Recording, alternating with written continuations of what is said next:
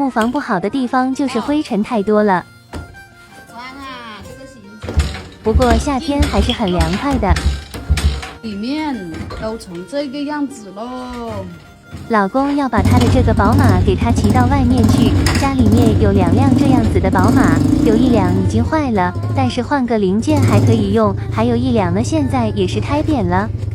我说卖掉了，他又说舍不得。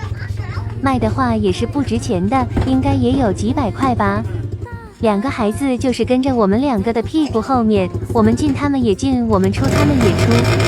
老公又在那里弄他的小宝马了，声音特别的吵，2个孩子吓得都跑进去了。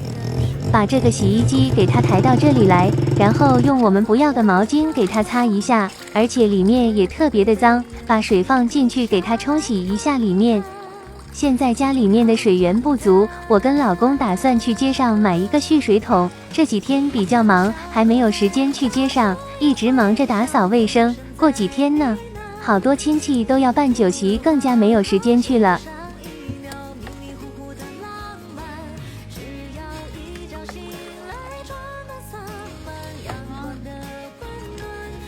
先把水倒进这个洗衣机里面去，把这个洗衣机先给它洗干净，再倒一点洗衣粉进去。有一些洗衣机开着也能转，像我们这种的，你一打开它就停止转动了。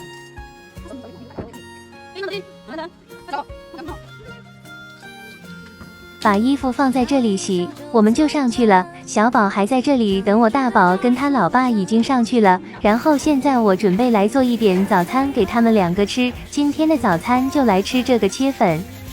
这个切粉是大姑姐买过来的，这么多也够我们吃一顿了。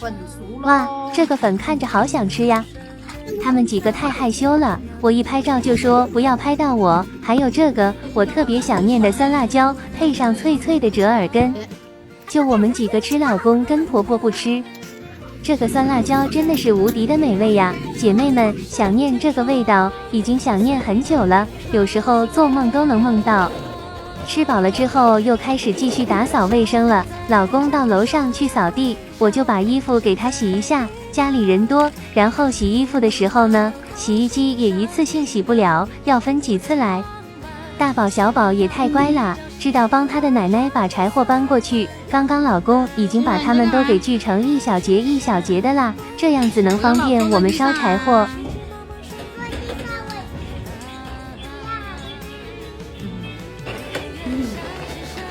今天出大太阳了，冬天的太阳属实是温暖，赶紧把洗好的衣服晒一晒就干了。